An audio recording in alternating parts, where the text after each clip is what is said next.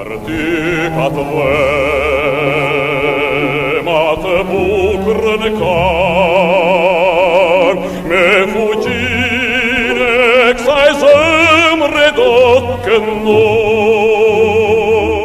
Të dashur teleshikues të televizionit të shqiptarëve të Amerikës, sot njoftojmë me dhimbje në zemër humbjen e një figure të rëndësishme të komunitetit tonë, Agim Bardha, kampioni shqiptar i golfit amerikan, ndëroi jetë. Në jetën e një kombi, rrallë lindin figura që me shembullin e tyre arrin të frymëzojnë jo vetëm një brez, por shumë breza me radhë. Figura që nuk dallohen vetëm për suksesin, po për rrugën e vështirë që kanë ndjekur për të arritur atë. Sot, me respekt të përurësi, kujtojmë dhe nderojmë veprën e Agim Bardhës, një njeri thjesht në dukje, por i jashtëzakonshëm në shpirt e në vepra. I lindur më 7 prill të vitit 1937 në Shqipëri, ai ndroi jetë në 3 prill të vitit 2026. Jeta e tij nisi në një kohë të vështirë për vendin dhe për popullin shqiptar. Fëmijëria e tij nuk ishte e lehtë, ishte një kohë kur liria ishte kufizuar dhe ëndrat shpesh mbeteshin pa realizuara. Në vitin 1953, përballë një regjimi që nuk lejonte frymarrjen e lirë, ai dhe familja e tij morën një nga vendimet më të vështira të largoheshin nga dheut tyre. Ky nuk ishte thjesht një udhtim gjeografik, ishte një rrugëtim i mbushur me sakrifica, pasiguri dhe sfida të mëdha. Nga Shqipëria në Greqi, më pas në Gjermani dhe më në fund në Shtetet e Bashkuara. Çdo hap ishte një provë e forcës karakterit dhe shpresës për një jetë të mirë të familjes Bardha. Në Amerikë, Agim Bardha nuk kërkoi rrugë të lehta. Ai filloi nga e para së bashku me vëllain e kremin, si shumë emigrantë të tjerë duke punuar si berber.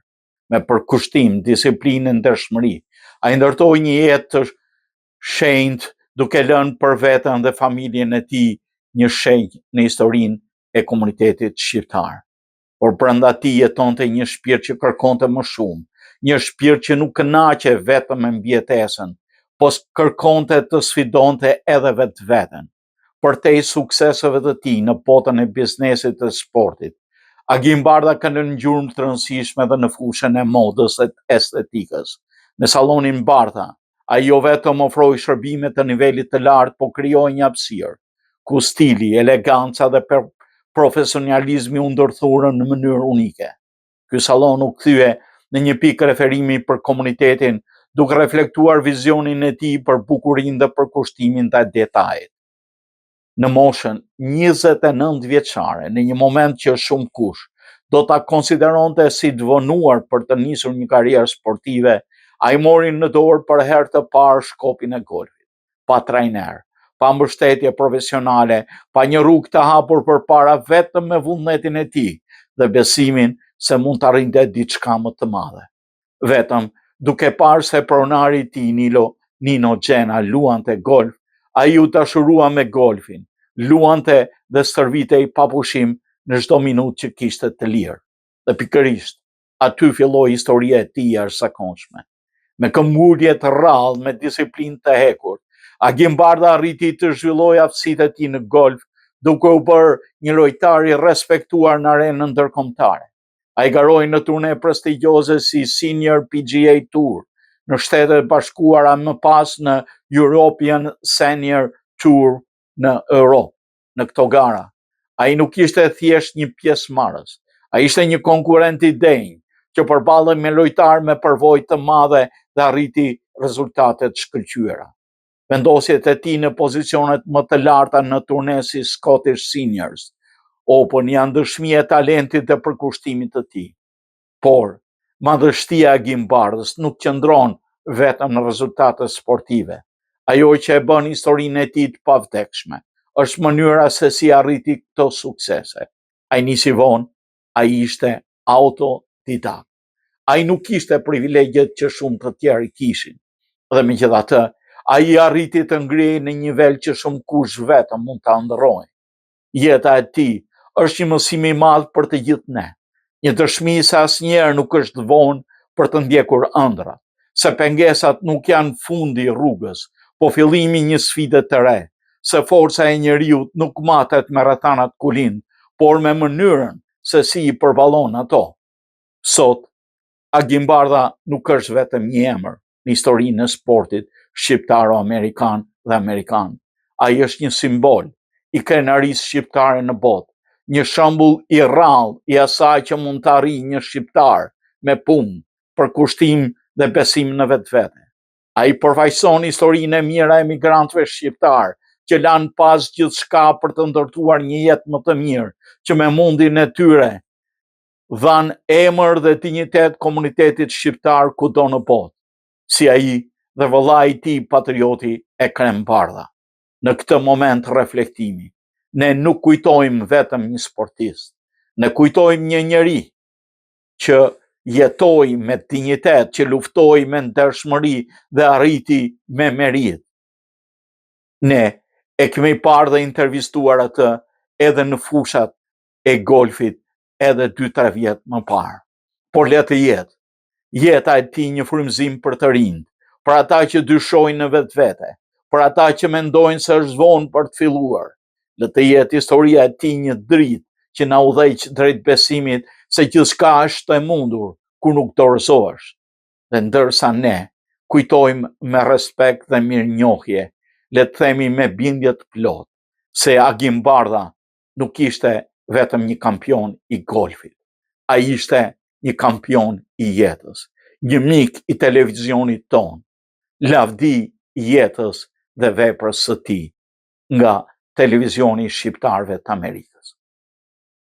Përtej kësaj eulogjie, do desha të lexoj për ju një nga shkrimet e kohës së lavdishme të Agim Bardhës, të marrë nga shtypi britanik i kohës, publikuar më 14 korrik 1988 nga Lee Benson, redaktor i sportit i një nga gazetave më të mëdha Telegraf të Britanisë së Madhe.